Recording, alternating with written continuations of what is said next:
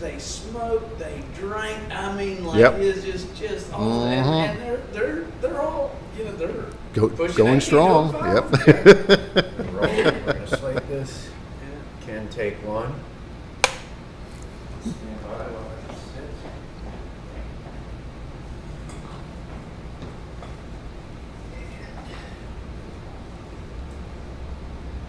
But yeah, it was interesting doing some freelance over there. I remember one of the jobs I did, Tony was gone. And some client was coming through and there was nobody there in the creative department. And at that point in time, they had the Macs and all that stuff. And I had no clue as to what they were at that point in time, because they were that new. So I said, come on over and just, all we want you to do is just sit in front of the computer and look like you're doing something. I said, but I don't even know how to turn the thing. It doesn't matter. Just sit there and move the mouse around. I got paid for 4 hours of just, what's this do? What's that do? Tell me about how you got into advertising. I got into advertising because I couldn't do math. I wanted to be a mechanical engineer. Went to school after high school for a couple of years. Did great in all my classes except math. Just couldn't do it. So I knew I could draw a straight line, so I figured, why not? Let's get into advertising. So I came back to Virginia, went to community college, and aced all the courses there. And, well, didn't get into any advertising right off the bat. Life has a way of taking you here and there, and the part-time jobs I was doing at the time looked good. Until finally I decided it's time to do something about it. So I decided I'd do a little freelancing and ended up getting my first gig with Claude Harrison and Company down here where community hospital is. Frank Peru was the production manager there, and he gave me my break that probably no one else would have, considering how long it had been since I'd been in school and done anything, and my portfolio was pretty rough. But he saw some talent and said, I'll give you a chance. And he coached me, coaxed me along, mentored me. He was wonderful. So I worked with them off and on for a while until a position came available at Brand Edmonds Packet out in Salem. I went over there. David Purdom was the creative director, and he gave me the position of production artist over there. Stayed there for about close to 5 years, and then a position opened up at Houck and Harrison. At that point in time, they were on Brambleton Avenue, and it was a chance to go work with Frank again. So I took it and went over there. Worked for about 3 years or so until they hit on rough times, and I got hit with one of the layoffs. At that point in time, I decided I'd do freelancing. Did that for a number of years, and one of my clients was the art director at Row Furniture, doing some work there, and ended up over there full time until they got hit rough times and laid me off. And that's about my career in advertising. What do you like about advertising? It's always something different, and it was fun. Never knew what you were going to hit or run into from day to day. Can we start that again? I'm sorry. Sure. I changed camera angle right before you answered that. Okay. Okay, I'll set you up again. Yep. What do you like about advertising? It's always something different. Every day is a new challenge, something different to do, and it's a lot of fun, for the most part. Tell me something interesting, funny, or memorable that happened during your career.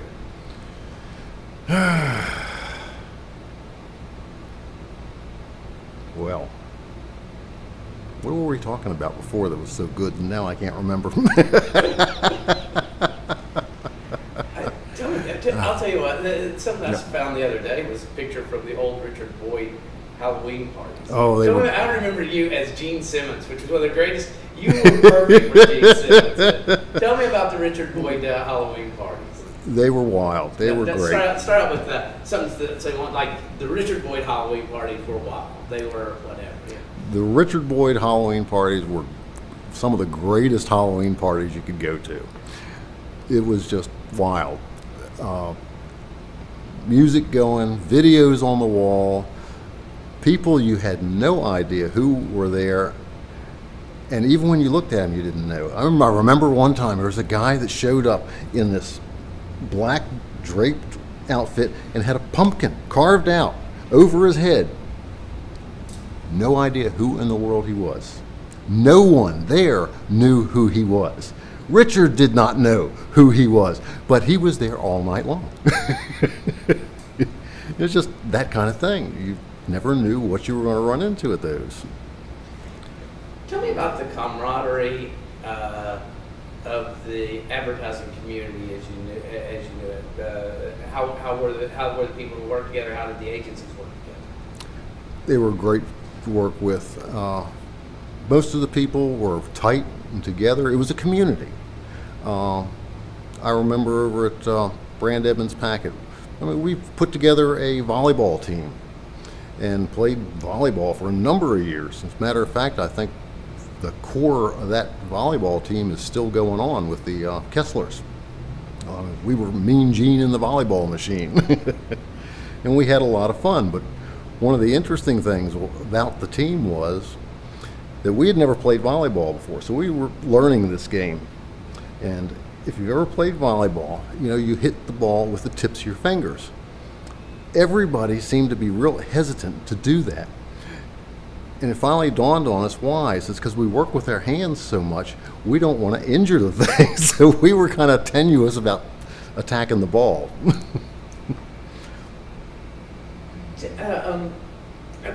One of the things that I've heard a lot when we've talked is just the agency quality that Claude Harrison demanded and that agency produced.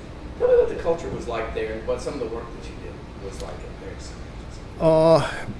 Top notch. Claude Harrison and Company were going after some high-profile clients for the time. The Blue Cross, banks, conservative things. So the work had to be perfect and quite demanding at times. I remember doing a paste up on a annual report. I forget who it was. And Chuck Rapetti at the time had done the layout, a lot of wraparounds, to the point where the typesetter couldn't set it to set the type to wrap around.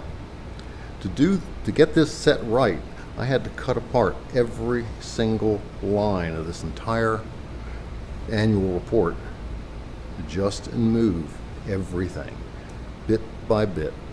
I mean, that was the level that we would take things to. Tell me about how the production process changed from when you rolled in out of Virginia Western and a couple of year layout till you finished your career. Because you're literally one of the people who saw it go from press type to never having to have a printout. To get it. Yeah, and that was interesting. Because in the beginning, like you say, you would send this stuff out. Well, you'd get your copy on typewritten paper. You'd have to count each letter and space and period to get a complete character count. Calculate what point size, what leading to fit a certain size that you had available on your layout, and then adjust your type when you got it back to do that. Sticking it down to a board with wax. Tracing pictures to key them in so the engraver would know where to put them. In some cases, if they did not have the particular typeface for a headline, you had to either hand letter it or the old Letraset press type in place, blow it up on a stat camera to size or down. It was it was hands-on, literally. And it took a lot of skill to be able to do that. Not many people would. There's some people that can't even draw straight lines with rulers, Chuck Rapetti being one of them. I used to get called, he would call me in for freelance Literally, just draw straight lines. He'd take care of everything else, but just draw my boxes for me. As time went on, the engraving processes improved. The typesetting was better. You did not quite need to count and measure every particular line. You could pretty much guess what was needed. But then the Macintosh computers came in. You could completely do your layout on the computer, adjust everything as needed, put a photograph in place, resize it, reshape it right there in front of you, and then send it off. It's done. In a way, the precision and the accuracy that you could get by using the computers was wonderful. From that standpoint, as far as quality, it was great. But one of the things that I noticed was that because it was so easy, and from a client side, what's the difference between PageMaker, which is the page layout program most used at that point in time, or, I can lay something out in Word. My secretary knows how to use Word. So a lot of production jobs disappeared because it was perceived to be too easy.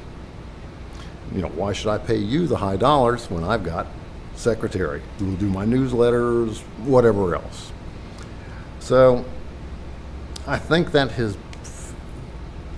come around, and we've gotten away from that for the most part. I don't know, you may have still see that kind of thing to this day or not. But it was a little frustrating there at the beginning, because you really had to sell, why should I pay you to do this when I can do it myself on my own computer? You've seen a lot of ads over the years. Tell me about a local ad campaign that you did or you worked on or somebody else did and you said, I wish I'd have done that you particularly liked and thought was good. Well, I remember the Medico lock campaigns that we did over at Brand Evans Packet. They were nice. I really liked them. They were smart, direct, and occasionally had a little twist on them, particularly some of the video. For its time, I think we were tapping into some of the more, what am I trying to say? Some of the things that were going on in video in the movies and getting our ideas from that and integrating that into some of the print and some of our own video work. So they were quite impressive, I thought. Who did you work with when you were at Brand Evans Packet? David Purdom. Yep. Dave Purdom was the creative director at that point in time. Phil Renfro was art director. Worked with him just about my entire time at Brand Evans. There's another fellow there. I can't remember his name. Greg. Don't remember his last name. He wasn't there too long. A lot of people say, and you're not the first person to mention Dave Purdom, that he was really good. And, Yeah. He's a good, creative, strong. What do you think the value is to have creative to a community, to have a creative, engaged group of people like yourself, like Howard Packett, like John Will Creasy, doing things in the community that transcend the advertising business? Well, you're drawing on the community that you came from, from the advertising community, so you're able to get more resources, perhaps, and more intelligent resources. Not trying to point fingers or talk up or down. You get a dedicated bunch of people who are focused and have a lot of drive, because the advertising community does have a lot of drive in it.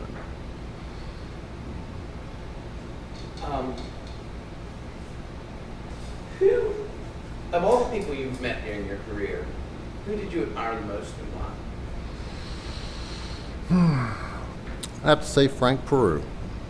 I admired him because he gave me my first chance. Look, can we try to? Yep. Yeah, hang on a second. One, two.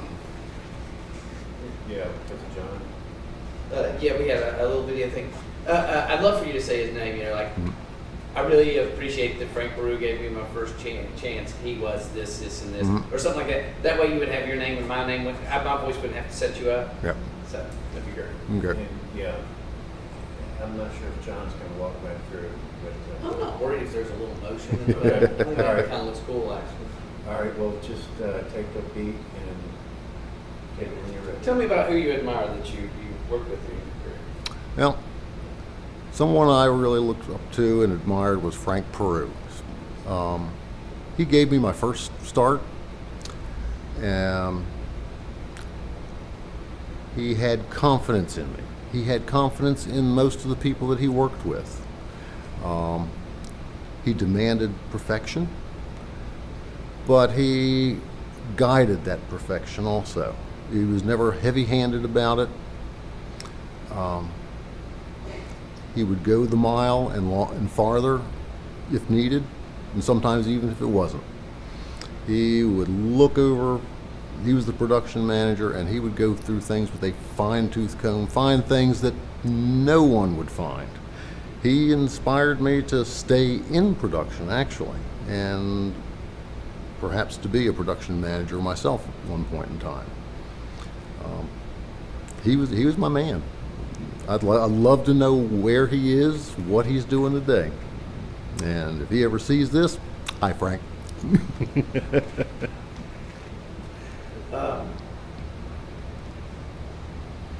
Why do you think why do you think making a living with the things you pull out of your head is a cool and worthy way to do things? Because it's And what's intimidating? I think it's neat because it's never been done before. You pulled it out of your head. Nobody's ever seen what's stuff I've got squirreled away up here. It might be a little scary, might be fun. Intimidating that I can't pull it off the way I see it up there. And I'm afraid it would be a disappointment. I have a bunch of those. Yeah. Yeah. Some of them, the best thing you can do is when it turns out like I thought it would. Yeah. And Sometimes it even turns out better. Every now and then. Yeah. Forgive me if I ask you anything that doubles up. You never answered this first time around because we got into Richard's party.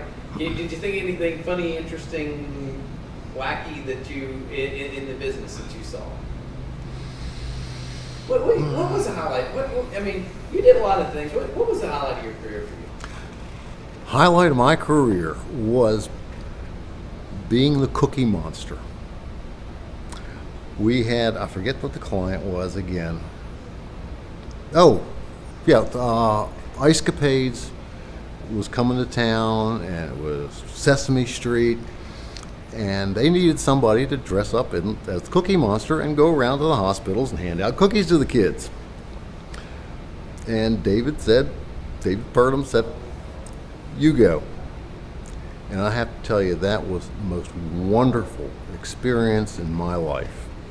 It was a hot, stinking rental suit in the dead of summer. I must have lost 10 pounds during that one day.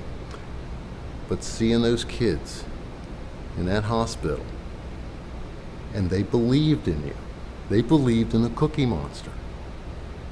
And I was told, don't touch your kids, don't say anything to the kids, just hand them out. Well, there was one little girl, the look on her face, she just about broke my heart. She believed so much. I had to talk to her as the Cookie Monster, give her a hug, give her cookies. And they had a handler with me, And he just wrote me the riot act after we left that room, but I didn't care. That's what needed to be done. And it was just amazing. I still have pictures that we took at the agency of me in the suit and then out of the suit afterwards, and some newspaper photos of it then. But that was my high point, was being the Cookie Monster. What's the real power of advertising? To inform. Can you I give me a think. full sentence and say something Yeah. like the real power of advertising is? I think the real power of advertising is to inform the public of anything. It could be a viewpoint. It could be information that you need to purchase, ideas to be spread. I think that is the idea, purpose of advertising. I think you did great, man. Okay. I hope you had fun. Yeah, I had fun seeing I you. did. Same here. Yeah. Stop on and see us one day over at Access. You know, I haven't ever been there yet. I would love to. I'd love to remember that. Is